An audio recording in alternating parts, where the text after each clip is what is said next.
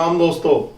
आज के वीडियो में आपका बहुत बहुत स्वागत है। जैसा कि आपने थंबनेल पे टाइटल पे देख लिया होगा कि 1 मई को जुपिटर बृहस्पति ग्रह वृष राशि में एंटर कर रहे हैं, तो आपके ऊपर उसका क्या प्रभाव पड़ेगा, आपकी राशि के हिसाब से क्या प्रभाव पड़ेगा, किन किन लोगों पे पॉजिटिव इफेक्ट आएगा, किन लोगों पे नेगेटिव इफेक्ट आ सकता है, और यदि नेगेटिव इफेक्ट आपको लग रहा है कि आ रहा है तो आप साथ में रेमेडीज क्या कर सकते हैं।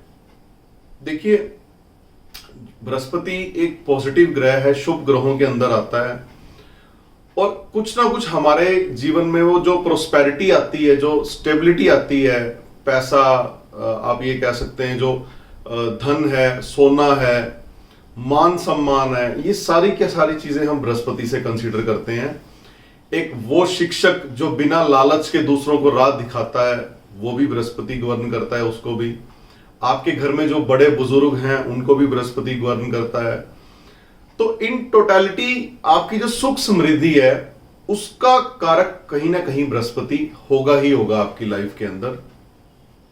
हर ग्रह अपने तरीके से आपको सुख देता है।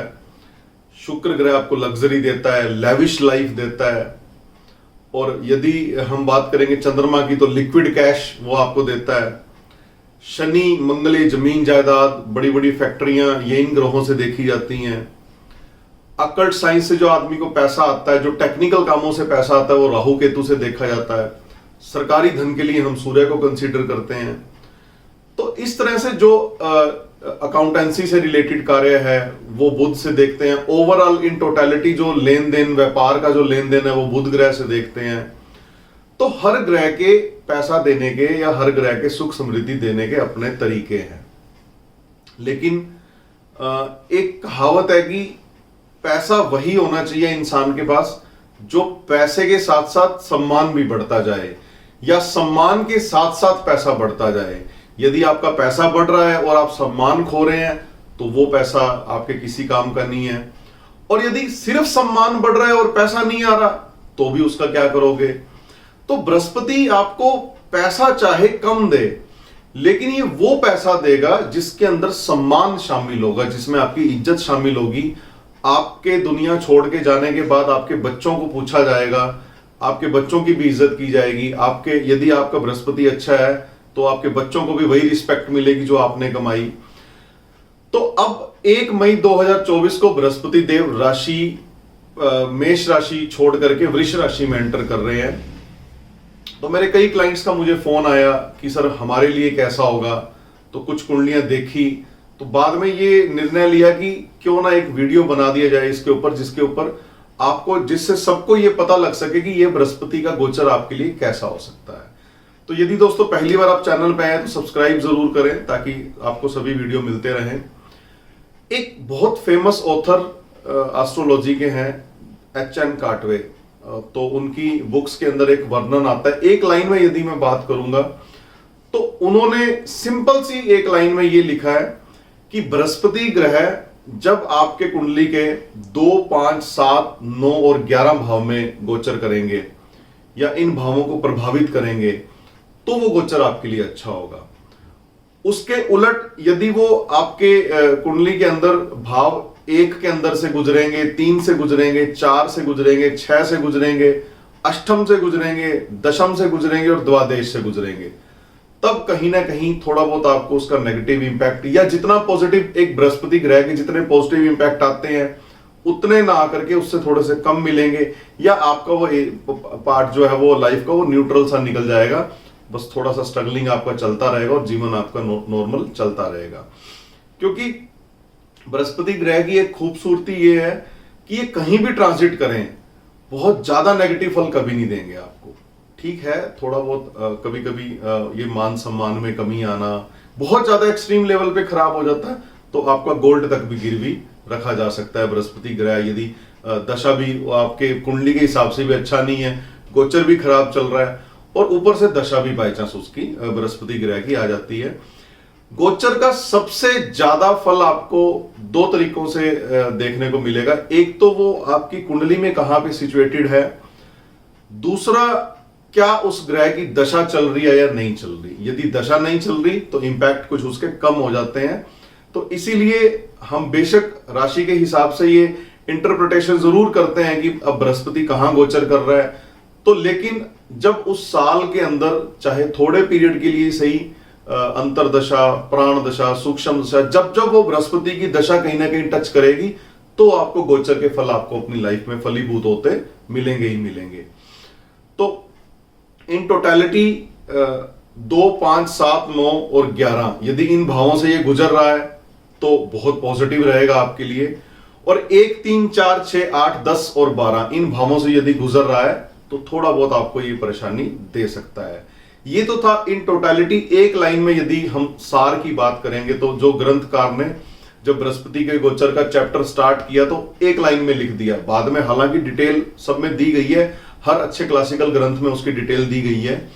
तो आज हम चर्चा करेंगे मेष राशि से लेकर के मीन राशि तक कि बृहस्पति का गोचर आपके लिए कैसा जा सकता है, आपके जीवन के किन क्षेत्रों को वो प्रभावित कर सकता है, क्या नेगेटिव तरीके से प्रभावित कर सकता है या पॉजिटिव तरीके से प्रभावित कर सकता है, इस पे आज हम बात करेंगे। तो पहले बात करेंगे हम मेष राशि के बारे में। देखिए, मेष राशि के ये दूसरे भाव में गोचर करेगा। मेष राशि के लिए, मेष लग्न के लिए ये दूसरे भाव से गोचर करेगा और आपकी कुंडली के अंदर बृहस्पति की जो दृष्टियां होती हैं वो ज्यादा महत्वपूर्ण होती है, क्योंकि बृहस्पति की जो दृष्टियां होती हैं वो एक अमृत का कार्य करती हैं। वहां पे अपना इफेक्ट वो ज्यादा बढ़ा देती हैं जहां पे वो दृष्टि डालता है बृहस्पति। तो 6, 10 और 8 इन 3 भावों पे बृहस्पति की दृष्टि पड़ेगी।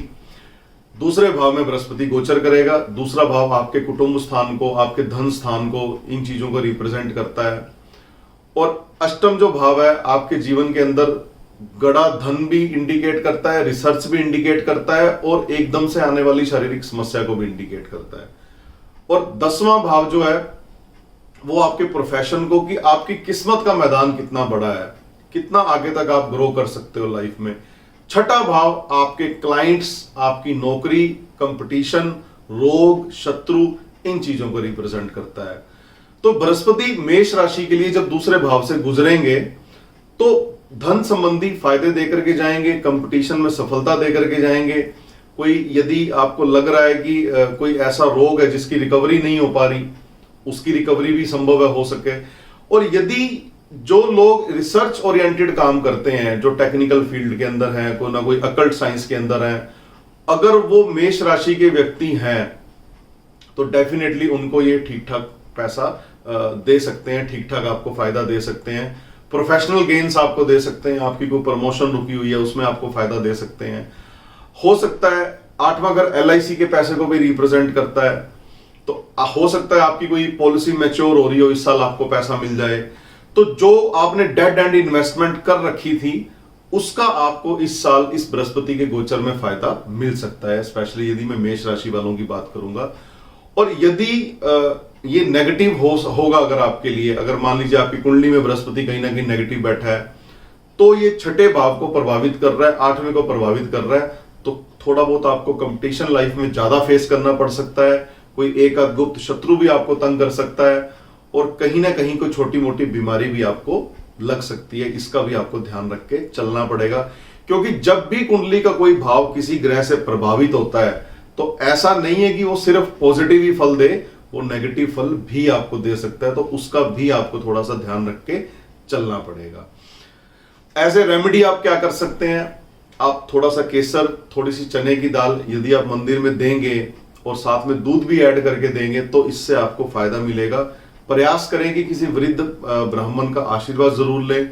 जो स्त्रियां हैं अगर उनका मेष राशि है तो उनको अपने ससुर का जरूर आशीर्वाद लेना चाहिए, उनका निरादर नहीं करना चाहिए।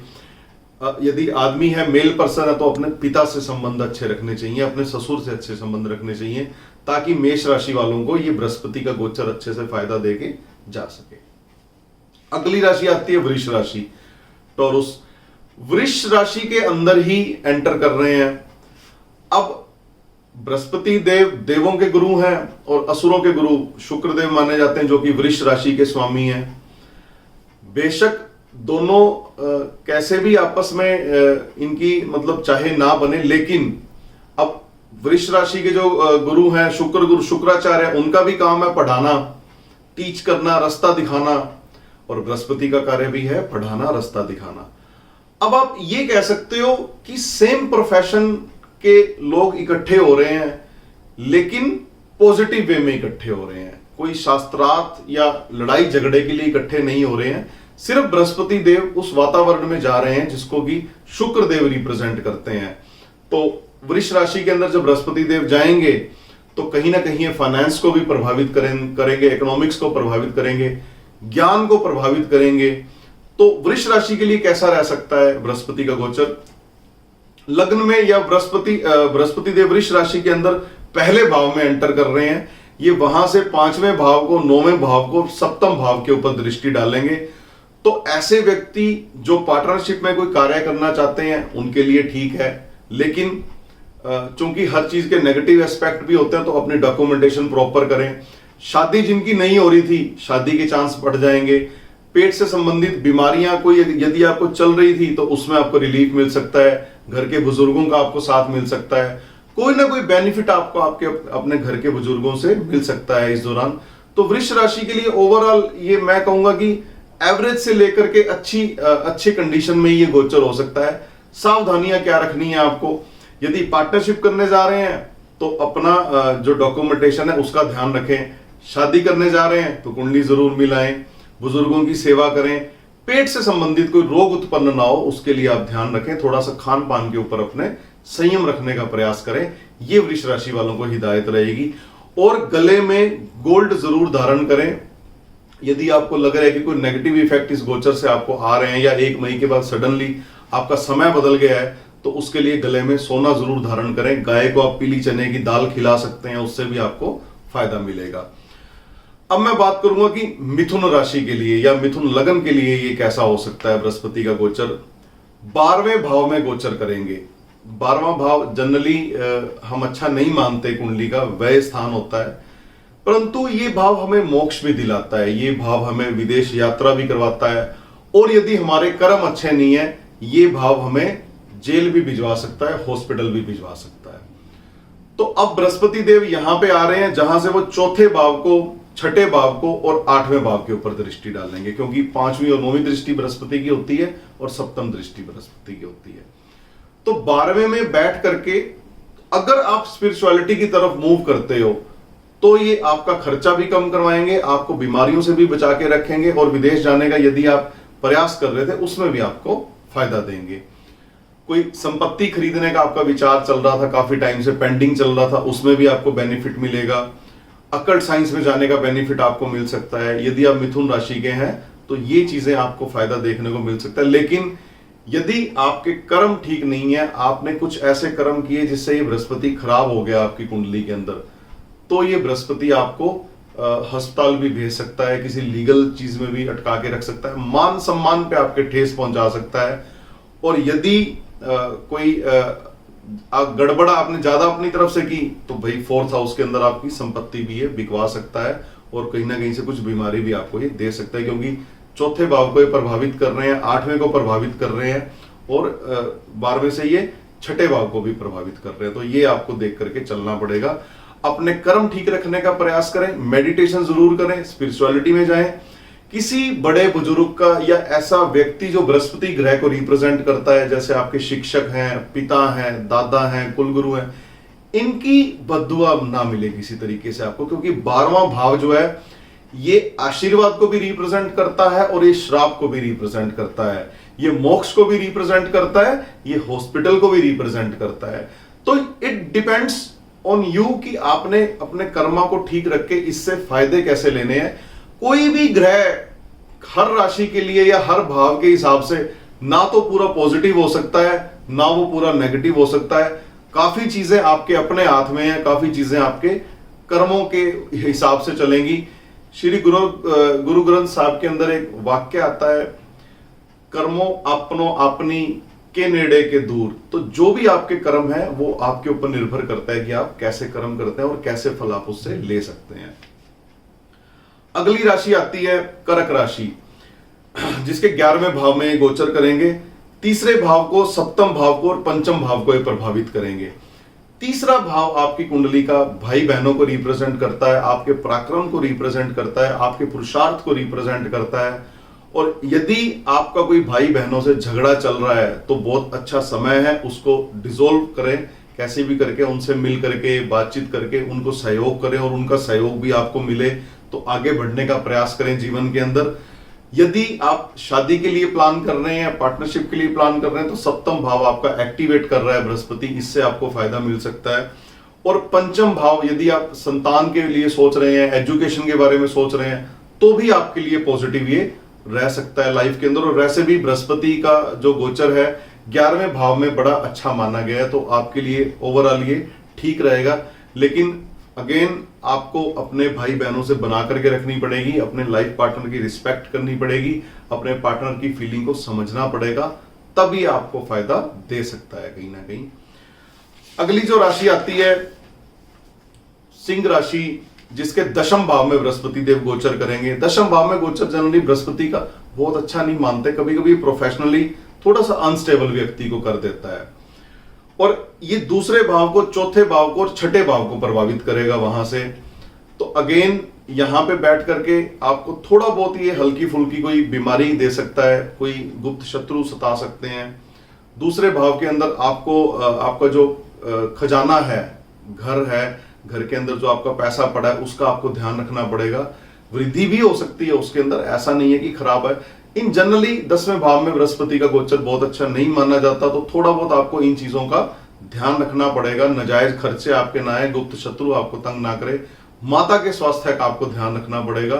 थोड़ा सा आपकी जो मेंटल पीस है वो प्रभावित यहां पे हो सकती है। सिंह राशि वालों को थोड़ा सा ध्यान रख के चलना पड़ेगा अपनी लाइफ के अंदर। और लेकिन अगर थोड़ा सा आप कर्म ठीक रखेंगे, जुपिटर को आप अच्छा रखेंगे, तो ये आपको कहीं ना कहीं कंपटीशन में सफलता भी दे सकता है, प्रतिस्पर्धा में आपको फायदा भी कर सकता है। तो थोड़ा सा सिंह राशि वाले सतर्क होकर चलें, अपने कर्म अच्छे रखें। इन जनरल जो बृहस्पति के छोटे छोटे उपाय हैं वो जरूर करें। बृहस्पति का दान कर सकते हैं, बृहस्पति की चीजों का आप किसी बुजुर्ग व्यक्ति का आशीर्वाद लेकर के चलें, पिता का सम्मान करें, क्योंकि दशम भाव हमारे पिता को भी रिप्रेजेंट करता है। यदि हम पिता का सम्मान करेंगे तो पिता के साथ यदि हम कंधे के साथ कंधा मिला करके चलेंगे तो ये हमें कहीं ना कहीं फायदा भी दे सकता है। अगली आती है कन्या राशि, जिसके 9वें स्थान पे बृहस्पति देव गोचर कर रहे हैं। 9th हाउस पे बृहस्पति का गोचर अपने आप में बड़ा ऑस्पिशियस माना जाता है, बहुत पॉजिटिव माना जाता है। ये आपके लग्न को, तीसरे भाव को और पंचम भाव को ही आपके प्रभावित करेंगे। तो शिक्षा का लाभ मिलना, भाई बहनों का सुख मिलना, स्वास्थ्य संबंधी यदि कोई दिक्कत चल रही थी तो उसका निवारण होना, ये सारी चीजें आपको आपके फेवर में होती हुई नजर आएंगी। सिर्फ और सिर्फ आपको करना क्या है, अपने बुजुर्गों से बना करके रखनी है एज ए रेमेडी। जो आपका जहां से भी आप बिलोंग करते हैं, मान लीजिए आजकल तो क्या है कि हमारा घर किसी और गांव में होता है, हम काम कहीं और कर रहे होते हैं, तो अपने एंसेस्ट्रल प्लेस पे जरूर जाएं। वो मंदिर जहां पे आपके पिताजी भी जाते थे, जहां पे आप भी छोटे होते जाते थे, जिसको हम पुश्तैनी मंदिर की संज्ञा भी दे सकते हैं, वहां पर जाकर के जरूर एक बार आप भगवान जी के दर्शन करें, वहां पे प्रसाद चढ़ाएं, कुछ देर वहां पे बैठ करके आए। तो ये बृहस्पति का 9वें स्थान पे जो आपका गोचर है, ये बहुत बहुत हद तक पॉजिटिव हो जाएगा आपकी लाइफ के अंदर। अगली बात मैं करूंगा तुला राशि के बारे में। तुला राशि के 8वें स्थान पे गोचर करेंगे बृहस्पति देव। एक अलग तरह का ओरा व्यक्ति का बन जाता है जब 8वें स्थान में बृहस्पति देव विराजमान होते हैं या वहां से गोचर करते हैं।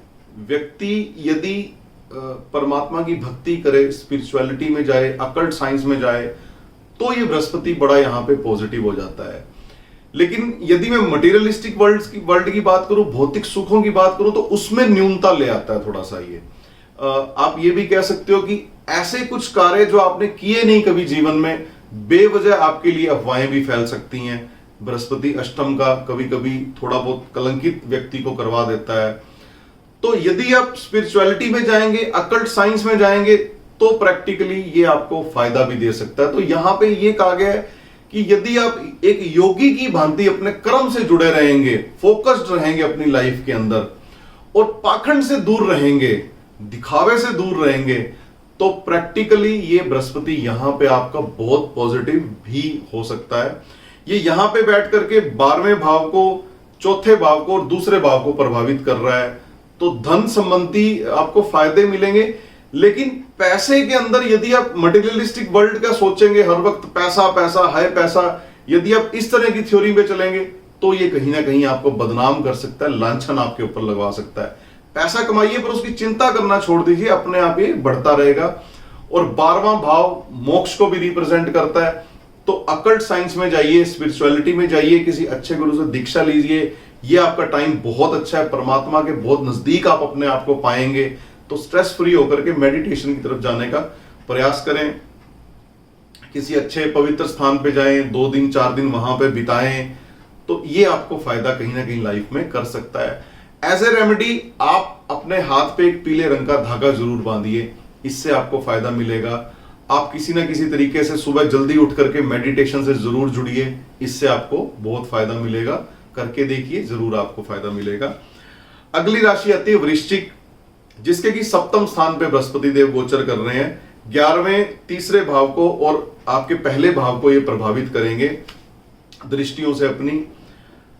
भाई बहनों का सुख मिलेगा ही मिलेगा, पराक्रम आपका बढ़ेगा ही बढ़ेगा। बृहस्पति का गोचर यहाँ पे हम ऑलमोस्ट मतलब ठीक माना जाता है, क्योंकि 7वां भाव हमारे लाइफ पार्टनर को भी रिप्रेजेंट करता है, हमारी पार्टनरशिप को भी रिप्रेजेंट करता है, और ये हमारे डेली सोर्स ऑफ इनकम को भी रिप्रेजेंट करता है। तो बृहस्पति का गोचर यहाँ पे आपके लिए बहुत शुभ माना जाएगा। लेकिन आपको एक चीज का ध्यान रखना पड़ेगा, जिसके साथ भी आप जीवन में जुड़े हैं, पार्टनर जो भी आपका है, चाहे वो लाइफ पार्टनर है, चाहे वो बिजनेस पार्टनर है, उसके प्रति आपको अपना इंटेंट क्लियर रखना पड़ेगा। यदि आपकी नीयत में कुछ गड़बड़ हुई तो ये 7वां भाव बृहस्पति खराब कर देगा। यहाँ पे फिर लाइफ पार्टनर के साथ भी झगड़े हो सकते हैं, तलाक तक की बात भी जा सकती है। यदि आप लॉयल्टी अपनी साबित करेंगे और आप अपनी नीयत साफ रखेंगे तो वृश्चिक राशि के लिए डेफिनेटली ये गोचर अच्छा, जीवन में बहुत चीजें इनको दे करके जा सकता है। भाई बहनों से कोई विवाद चल रहा था वो भी निपट जाएगा आपका, और लाभ स्थान को भी प्रभावित कर रहे हैं, तो लाभ आपको कहीं ना कहीं से कोई इन्वेस्टमेंट का आपको अच्छा रिटर्न यहाँ पे दे सकता है।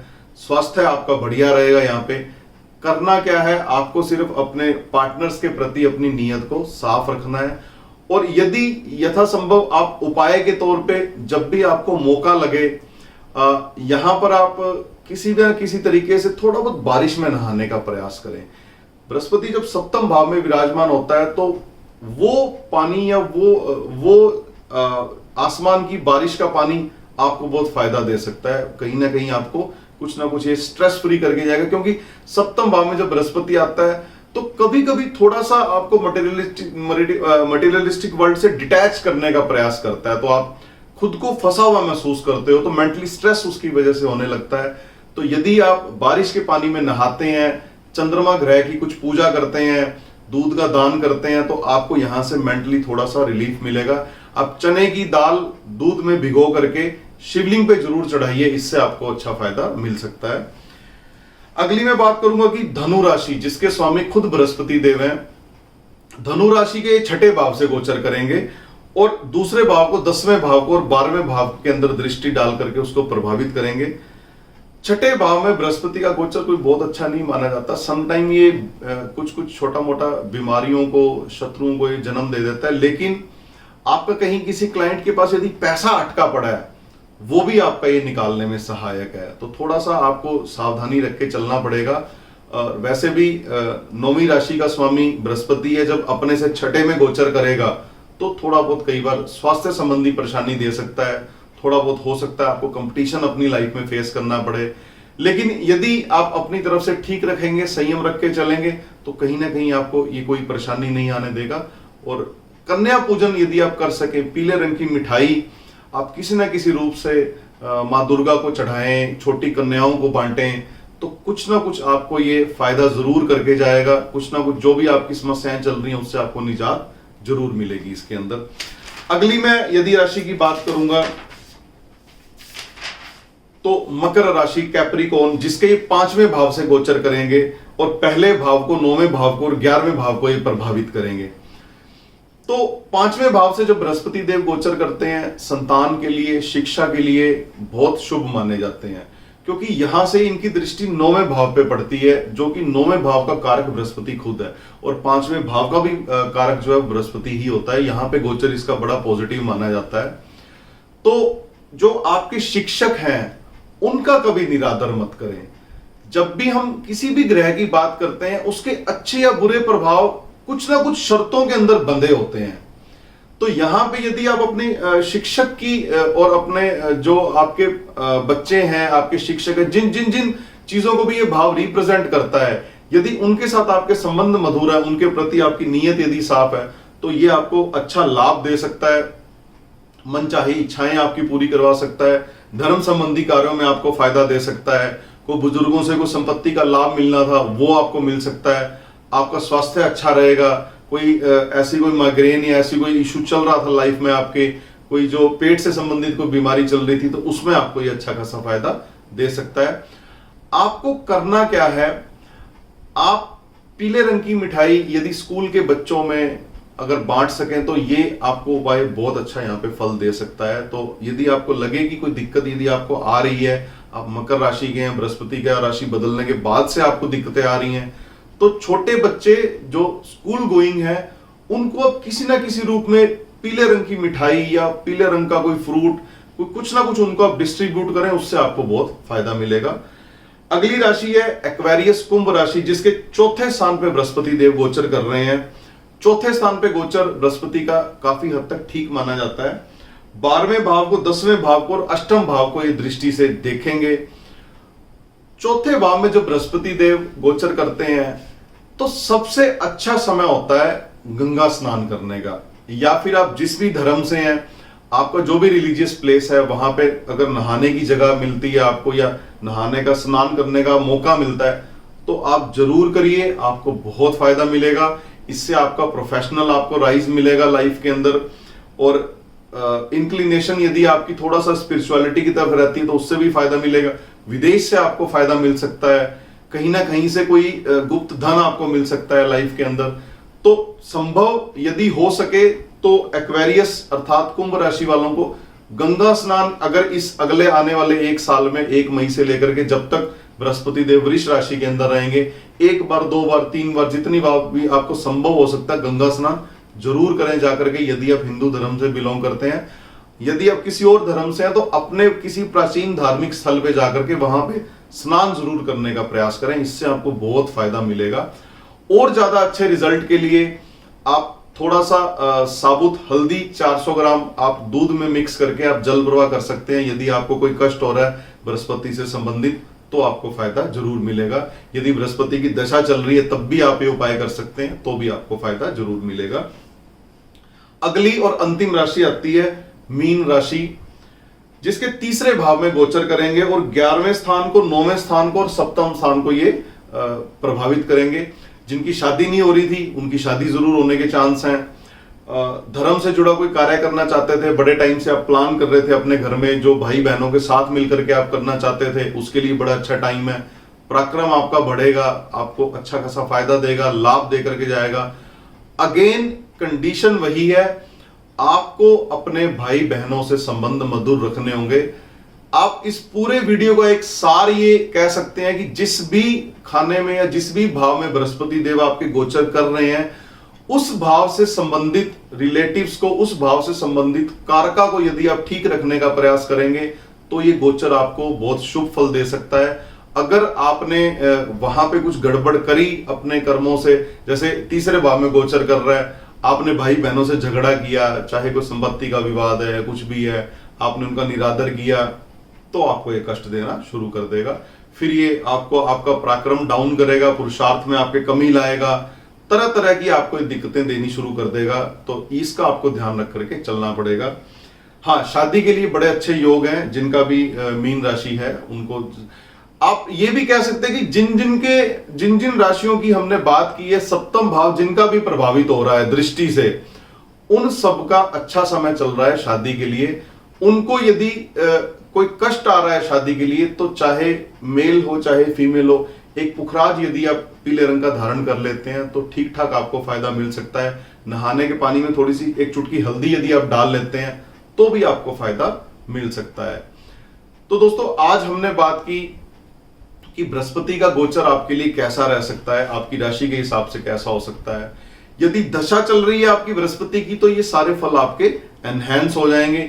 यदि दशा नहीं चल रही तो मिलते जुलते आपको प्रभाव मिलेंगे, क्योंकि जब भी हम व्यक्तिगत फल कथन की बात करते हैं किसी भी कुंडली के अंदर, तो आपको दशा, गोचर, वर्षफल, वो प्लेनेट आपकी कुंडली में कहां मौजूद है, इन सब चीजों को मिला करके आपको देखना पड़ेगा। ना तो सिर्फ आप एक गोचर से सब कुछ किसी का फल बयान कर सकते हैं, ना एक सिर्फ अकेली दशा से आप किसी का फल बता सकते हैं। और जब तक आप ये नहीं जांच लेंगे कि उसकी कुंडली में वो ग्रह कहां बैठा है, तब तक आपको बताना बड़ा मुश्किल हो जाएगा व्यक्तिगत रूप से यदि मैं बात करूंगा। हाँ, एक चीज जरूर है कि अब जैसे घर की वास्तु के अंदर बृहस्पति देव आपके नॉर्थ ईस्ट डायरेक्शन को रिप्रेजेंट करते हैं, तो जब भी कोई ग्रह अपनी दशा बदलता है, अपना गोचर बदलता है, और अगर वो ग्रह आपका पॉजिटिव होगा तो आप अपने घर में उस दिशा को संभाल लोगे, मतलब उस दिशा को ठीक करना शुरू कर दोगे। और यदि वो गोचर आपका खराब होगा या आपकी दशा खराब जा रही होगी, आप उस जगह को दूषित कर लोगे। मान लीजिए आपके घर में नॉर्थ ईस्ट के अंदर बहुत सारा कचरा पड़ा है और बृहस्पति का गोचर अब चेंज हो रहा है, तो सबसे पहले आप क्या करोगे, आपका मन अपने आप काम करेगा, आपका मन अपने आप उस चीज को कैच करेगा, उस तरफ इंक्लाइन हो जाएगा, आप उसको क्लियर करना शुरू कर दोगे। आपको कहीं ना कहीं से कुछ बुद्धि ऐसी आपकी काम करेगी कि यार ये नॉर्थ ईस्ट है, किसी ने मेरे को बताया था कि नॉर्थ ईस्ट को बिल्कुल साफ रखना चाहिए। तो इससे समझ लीजिए आपका वो बृहस्पति का गोचर आपका पॉजिटिव जाने वाला है, क्योंकि आपने अपने घर के अंदर वास्तु की उस दिशा को चेक करके ठीक करना शुरू कर दिया। दूसरी तरफ बृहस्पति ट्रांजिट कर रहा है, आपने क्या किया, वहां पे कचरा इकट्ठा शुरू करना कर दिया। नॉर्थ ईस्ट के अंदर बृहस्पति की जो दिशा है उसके अंदर गड़बड़ कर दिया आपने, वहां पे सीलन आ गई, आप उसको ठीक नहीं करवा रहे, स्टोरेज आपने बना ली, आप उसको चीजों को व्यवस्थित करके नहीं रख रहे, या आप घर में कंस्ट्रक्शन कर रहे हो, आपने उसी डायरेक्शन में टॉयलेट बनवा दिया जाकर के, तो समझ लीजिए वो ग्रह, वो उस ग्रह का गोचर, उस ग्रह की दशा आपको वो बड़ा परेशान करके जाएगी। आपको अच्छे से वो बता देगी कि ग्रहों की आपके जीवन में क्या वैल्यू है। तो इस तरह से भी आप चीजों को रिलेट करके अपनी लाइफ में देख सकते हो। ना अकेली कुंडली से आप ज्यादा डिटेल पे जा सकते हैं, ना अकेले वास्तु से, इन टोटलिटी आपको उन प्लैनेट्स को आपकी लाइफ के साथ रिलेट करके देखना पड़ेगा। तो दोस्तों यदि सब्सक्राइब नहीं किया तो प्लीज सब्सक्राइब जरूर करें, ताकि सभी वीडियो आपको मिलते रहें। अगले वीडियो में हम चर्चा करेंगे किसी और टॉपिक के बारे में, तब तक इजाजत दीजिए, नमस्कार।